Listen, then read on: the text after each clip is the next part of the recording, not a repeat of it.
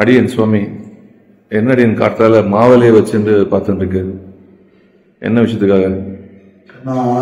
நீங்கள்லாம் கௌரிக்காரு எங்கன்னா வெளியில் வரணும்னா பேஸ்ட்டு ப்ரஷ் எல்லாம் தூக்கி.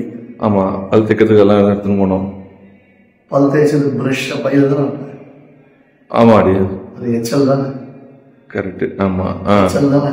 எச்சல் தான். பல் தேய்ச்சது ப்ரஷ்ஷை பையில் வைக்கலாமா? இல்லையா? வைக்கக்கூடாது. எங்களுக்கெல்லாம் எங்கள் பெரியவா என்ன சொல்லிட்டு இருக்காரு, இயற்கையோடயே இருக்கணும். டிராவல்ல இல்லை பல்படி எடுத்துக்கணும். பல்படி எடுக்கணும் தான் இந்த பல்படி போட்டு இந்த வரலாறு இப்படிதான் பண்ணேன். இந்த விரல் வந்து இந்த விரல் தான் யூஸ் பண்ணுவோம். கோல்கேட் பேஸ்ட்ல காமிக்கிறேன், இந்த விரல் கூடாது. கூடாது.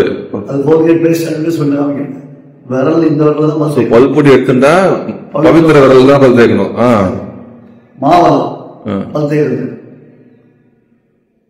மாவலையில பல் தேய்க்கணுமா? ஆமா, இது கொஞ்சம் இடசா இருக்கு. இந்த மாவலை எடுத்துக்கணும். சரியா? இப்ப இந்த மாவளைய இந்த நரம்பு இதை எடுக்கணும். இந்த வெத்தலையில இருக்க நரம்பு எடுக்கணும். ஓகே. எது தெரியுமா? நாக்கு வழி டங் கிளீனர். சோ இந்த மாவளைய ஒரு பிபி சுத்தரா மாதிரி சொல்லி வச்சுக்கணும். ஓகே. வச்சுட்டு பிரஷ் மாதிரி ஆயிடும்.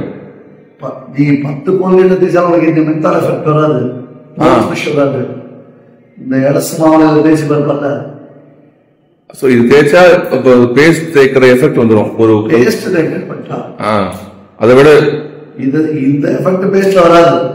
ரைட். போன இடத்துல எந்த இடத்துல அதை வச்சு உபயோகப்படுத்தணும்.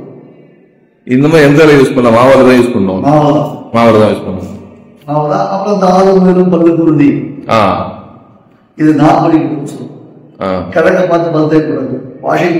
வாஷ் பேசின் கிழக்கு பக்கம் இருந்தாலும் நம்மளுடைய வழக்கு பக்கமும் இந்த கிழக்க பக்கம் திரும்பி தான் பல் தேய்க்கும். கிழக்க பார்த்து பல் தேய்க்கூடாது. சூரிய உதவி மேல பல் தேய்க்கூடாது. ஸோ இப்போ பாருங்க, யூஸ் ஆஃப் ப்ரஷ் பாருங்க.